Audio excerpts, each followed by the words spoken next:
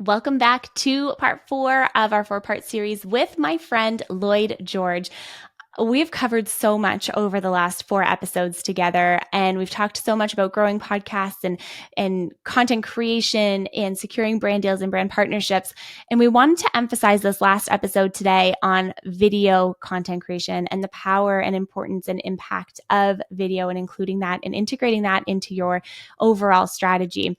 So we are talking all about the buzz around video's role in breaking down podcasting taboos to leverage its power for growth. And we are covering it all. We're talking about in-person recording versus remote recording versus how to use clips and when to use clips on social media and all of the above. So I really want you to listen to this episode. It's quick, it's simple, it is to the point, and also super information packed and super value packed. So without further ado, let's get into part 4 of our 4-part series with Lloyd. Welcome to part 4 of our series together. Excited to be here. It's crazy that we've been talking for that long. I know. And I actually feel like we've barely scratched the surface. You know what I mean? I would agree with that. Yeah. Like I feel like we could talk for so many more hours about everything under the sun, which I love so much. But I think that's one thing that I love about talking with other creators, especially other creators who just have, like, we have a similar mindset, I think, when it comes to a lot of these different things. So it's nice to be able to like bounce around ideas like that. Yeah, 1000%. And I think there's not too many people you can talk to about podcasting. So it's like when you do talk to someone about it, you kind of feel like you have a lot to say. Exactly. Okay, so let's dive into our last part here today. We're talking about video. We've talked about video throughout our entire series together, but I know we wanted to do a specific portion dedicated to video because you have a lot of things to say. Yeah, I do. And I want to know, just sort of like before we dive in, like what's your personal view on like the importance of video for like podcasters? I think that video is very important. Honestly, here's what I think. Having an audio only podcast is amazing because the relationship that you develop with your listener, it's an intimate relationship, right? Someone is literally taking headphones and putting them inside your ears and taking you when they're sad, when they're happy, out for a walk, walking the dog, picking up the kids, all the stuff. Video adds a whole different element because you can see someone smile and laugh and communicate. And you can see the energy between the two people who are, behind the screen and all that kind of stuff. You can genuinely tell if someone is engaged in a conversation or if they're not. You know what I mean? So I'm a huge fan.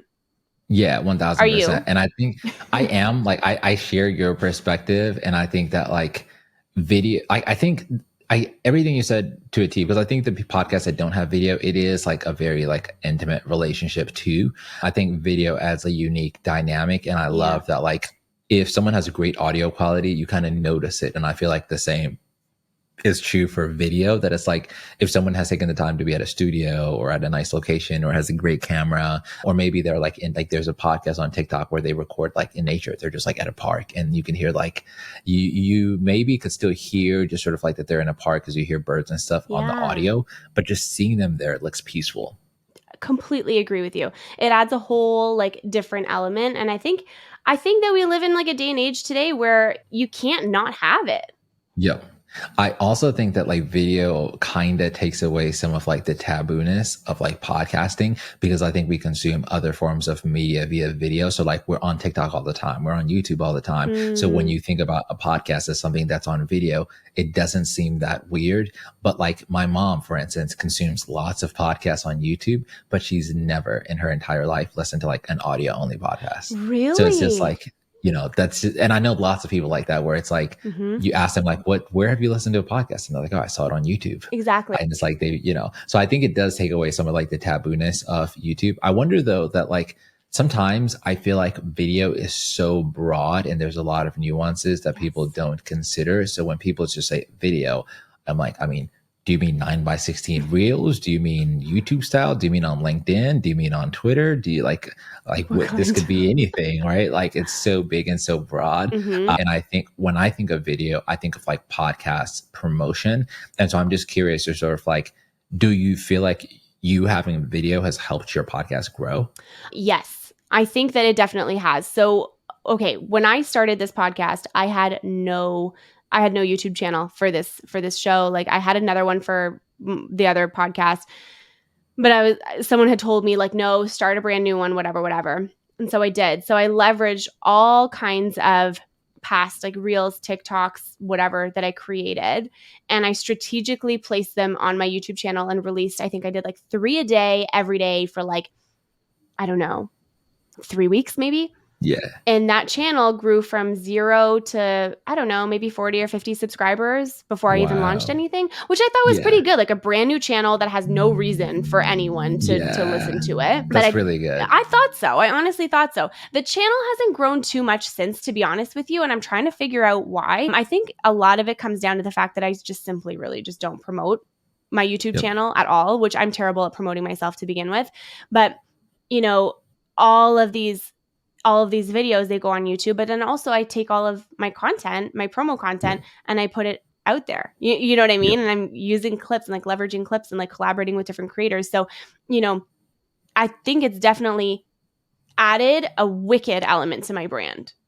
Yeah, and that's such a great point because I think that's maybe like the real value of like having a video podcast. I think if you have a podcast that's audio only and you don't promote it, but you just publish an episode every single day and you do that for 365 days, I think maybe you'll gain some listeners because there's like people that like search podcast platforms for like creator or a podcast or whatever topic to find shows. So maybe you'll grow like an audience, but for the most part, your podcast will probably stay the same.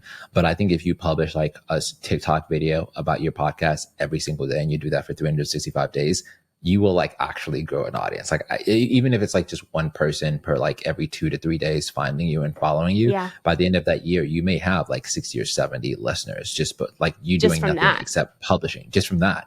So then you do that on like every platform. I could certainly see how you start to like naturally grow an audience using video. And so I think that's like where like the real value of like video is right now, like discoverability, at least until like podcasting gets like our own. Yeah. It's crazy. Yes. I want to add to this too really quick because I think that this is like a really interesting thing. So like as a producer and with my with my production business, all of the content that I put out for this podcast is related to production in some sense, helping you grow your show, monetize it, whatever, launch it, doesn't matter. What I will say is the content that I put out from my own personal reels, the stuff that I commit to, the way that I want things to look and the level of quality that I like will not go below for my own stuff sets a standard. And I honestly think it's a reason why we continue to get clients. Like even just this month alone, I'm bringing on 5 new clients. And to say that my video content would have nothing to do with that, I just simply isn't. I don't think that's the case because people get to know who you are. They see your face. They see, how you smile. Again, I go back to that, how you communicate, and they feel like they know you in a different way, which is the goal. I would definitely agree with that. I think there's a level of like professionalism that's like communicated when you do have like video to your podcast. And so I definitely agree with that. Do you feel like though that there's like, what would you say in terms of like complication of production? What would you say is like the biggest hurdle to having video for you? Like how difficult is it for you to have video? The camera. No, I'm just kidding. Okay. So for me, having video on this podcast was very challenging at first because I didn't understand how to use the technology. Like I knew it because I've like done in studio work. I've done production work, I've had to learn all kinds of different cameras where I've worked off of Blackmagic, like whatever. For some reason, I could not figure out to save my life why my camera kept overheating and why it kept dying. So the first series that I ever recorded was like, oh my God, it's like start, stop, start, stop, start, stop. Thankfully, I was recording it with Nick, Nick, and he like is so understanding and he was so great. He was like, it's okay. But what I've learned is what not to do and I've learned how to fix it. You know what I mean? So honestly, the biggest hurdle for video for me was not knowing how to use the tech and also not doing research. Like I'm not someone who sits and does a lot of research when it comes to equipment. So I sometimes just fly by the seat of my pants and I'm like, well, looks like it looks good. So, okay, let's do that way, Yeah, 1000%. I totally agree. I think like It's so hard to figure out video just from like the technology aspect. Yeah. I remember in the pandemic, I was doing like virtual interviews, and I would be interviewing someone just like we're on like a virtual interview now. And I would ask my guests to have like a second angle of themselves on like their phone, which is like a nightmare to try and communicate. And then I would also do the same. And so we had like a total of like 4 angles. And this was like during the pandemic when I think like everyone was trying to be creative with like their virtual Yeah. interviews. And I felt like it wasn't that complex, but it made such a big difference in how it looked that it just ended up being like The standard. worth the amount of like, yeah, like the standard for me. And it ended up being like worth the amount of time I put into it. And so since then, I've just been like, a huge proponent because like even like the podcast clips, like when you look at like my clips on TikTok from that time, Yeah. a lot of the comments are not even about like the content anymore. It's just people saying like, oh, this is so cool, like Yeah. how did you get it to look like this? Yeah. Or this is, I love how you had this laid out or whatever. And so it reminded me that like video on its own could be like a differentiator. It's so true. And I think too, even being in like a studio or in person or stuff, something like that, I think that is also really key as well. You get a different dynamic when you're in Yep. person. And also though, you get to get ahead of your content. You know what I mean? Like let's say you book like one studio day and you do like 5 episodes. Like that's literally what I do for this podcast. I book 2 hours and we pump out all of the content and then we release it on a weekly basis. And then you do a couple of that for a couple weeks and then you're set for a few months, That and is then such you a can great focus point. on the quality and like the production, the post-production of it, Yep.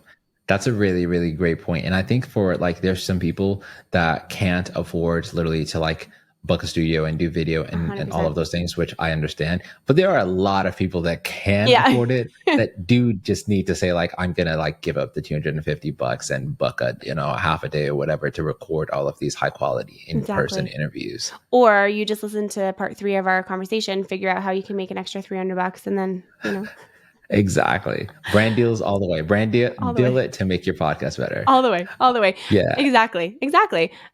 You know what? It's actually a really good point. I had a client that I was working with. I have a coaching program that I run as well twice a year to help creators launch podcasts. And we do it in a group setting. It's like a group coaching program.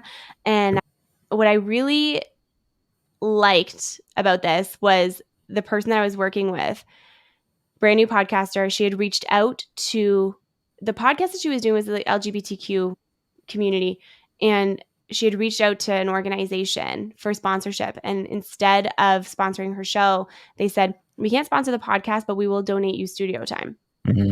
Like, that's so good. That's amazing. That to me, equivalent. You know what I mean? Yeah. You've just top-notched your whole thing, 1000%. That's something I feel like we didn't talk about in the last episode, because something similar happened to me where I reached out to a few brands to sponsor my podcast. Yeah. And one of the brands was like it was the city of Atlanta, and they were like, we can't sponsor the show, but we'll share your show with like our email list. And that to me was like exact same worth it. And this specific like was like a department, like the email list of like one of the departments under like the city of Atlanta. Wow. So it was like the immigrant affairs department. Wow. So that was like a huge win. And so I do feel like, to your point, that like there's just like as brands and creators, there's like a lot that we can barter for. Totally. And when you have that video element to it, there's so much more that you can use to like leverage, because it's not that you can't have an audio only podcast on YouTube. I have clients who have it, who do it. It's just that it's a different platform. You know what I mean? And I think that there's so much more opportunity. Like you can get literally more money for your brand deals if you're like, yep, I have, my video, whatever video we do will go on TikTok. It'll go on Facebook Reels. It'll go on Instagram Reels, and it'll go on YouTube Shorts. Done. Yep. And LinkedIn. You can post that type of content on LinkedIn too. Just saying. 1000%. Yeah, it just increases your visibility. There is only one instance where I feel like people should not start a video podcast. In what case? And I want to share. Like, I feel like if starting a video podcast is going to hinder your ability to be consistent, I recommend that you don't start a video podcast. Okay. I like that. Would you agree or disagree with that? No, I definitely agree with you, because you're better to get the content out than to sit on it and not do it because you don't want to show up on video. But I always challenge my clients to, even if you're sitting and you're recording, let's say you're doing it on Zoom, okay? Let's say you're doing a Zoom podcast, but don't do a Zoom podcast. Do not record your podcast on Zoom. I don't like it, but that's beside the point. But what I will say is, even if you're sitting on Zoom and you're hitting record, just record the video. You're already there. Yep. You're already there. 1000%. And then find someone to help you edit the content. Yeah. Right? I totally agree. Like there's so many more. Like I think just doing video gives you a lot, to your point, because you could even do that with like live streaming it, right? You could live stream your episodes. You could get behind the scenes of your episodes. So I 1000% agree with that. Well, I guess Zoom won't be sponsoring this podcast, but someone else maybe. Riverside. Riverside. I mean, I only record this podcast on Riverside, if we're gonna be honest. So yeah, absolutely. One thing that you would recommend for someone getting started with video? Yeah, I would say like do start simple and start fast. The faster you start, the quicker you get better. And so I think people wait because they feel like I don't have the right equipment. But if you start with the equipment you have, you can get better now. So if you have a cell phone and you don't have a professional camera, it doesn't make sense not to do video because you're waiting to get a camera when you could just get better at using this cell phone. Exactly. And one thing that I think too, that is a huge opportunity when it comes to video, it's never going to be perfect. So just get that out of your mind. Like, you know what I mean? Like it's never going to be perfect. There's always going to be something. There's always going to be a challenge. There's always going to be an issue. And like, I even look at today, before you and I sat down to record, you were like, oh, do you shoot with second angle? And I was like, no. And you were like, okay. And I was like, I guess I do now.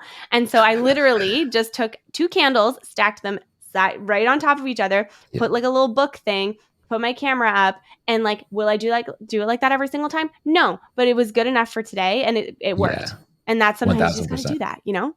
Literally. And I feel like the last piece of advice I'll give to people is just that, like, if you said to me like, hey, I want to use video over the next 60 days to grow my podcast, I would say like hyper focus on something. Don't be like very broad. So for example, say you say like, I'm just going to start on TikTok. I would recommend going to TikTok, like going into the search feature, typing in hashtag podcast and just looking at other people's clips and looking at the ones that go viral or that have a large following and just asking yourself, like, why did this go viral? Like, what is it about this specific clip that went viral? And after a while, you start to kind of see like a trend, like, oh, like the clips under 15 seconds, the clips that are talking about something funny, the clips that end with a cliffhanger, and you start to realize these different points. I love that. Thank you so much for joining me across this 4-episode series. Like this was amazing, and you are amazing, and I'm so grateful for you.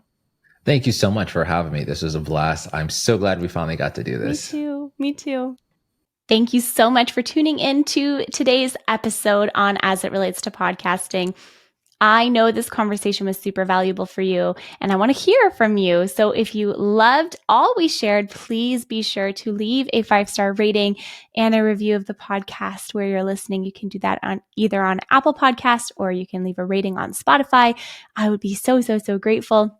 All of the links are in the show notes below, and links to connect with both of us as well. So be sure to reach out, say hello, let us know if this conversation impacted you in any which way. And I am grateful for you. Thanks again for being here, and I will see you on the next one.